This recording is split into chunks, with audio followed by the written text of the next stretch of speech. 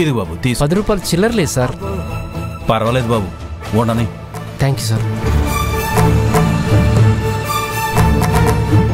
భద్రయ్య వాళ్ళు దిగారు. దిగని మన వాచ్మెన్ వాళ్ళని ఎలా ట్రీట్ చేస్తాడో చూద్దాం. క్యాబ్ కైతే డబ్బులు పెట్టారు కానీ ఆటో అన్నకైతే 10 రూపాయలు ఎక్కువ ఇచ్చారు. పర్లేదమ్మా, అక్కకి సారి పెట్టడానికి వచ్చామని ఆనందంలో ఇచ్చామనుకుందాం. నీకిదేం ఆనందం? ఎంటర్టైన్మెంట్ ఫ్రీగా వస్తున్నప్పుడు దాన్ని ఆస్వాదించాలి.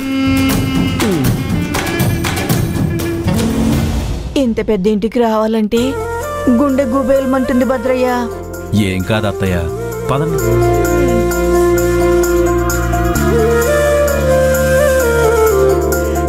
పదండి. వాచ్మెన్, గేట్ తీవయ్యా. ఆగండి, ఎవరు కావాలి? నా మనవరాలు నిలవేణిని చూసిపోదామని వచ్చామయ్యా. మీరెవరు?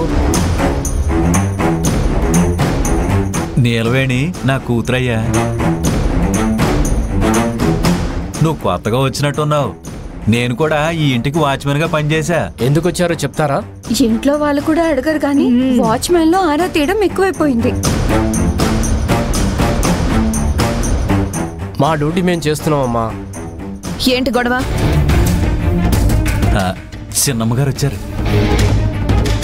అమ్మగారు, కాస్త ఇతనికి చెప్పండి. వాళ్ళని లోపలికి పంపించవయ్యా. Okay madam.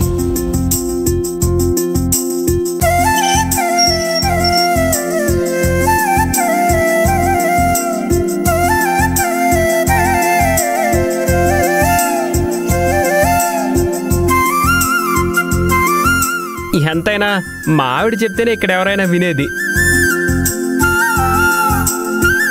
లగేజ్ బానే పట్టుకొచ్చారు. ఇల్లు ఖాళీ చేశారా ఏంటి? నా కూతురు నీళ్ళు వస్తుంది కదయ్యా, సారి తీసుకొచ్చాం. అలాగే స్వీట్లు కూడా తీసుకొచ్చాం. ఓ అవునా, చాలా సంతోషం.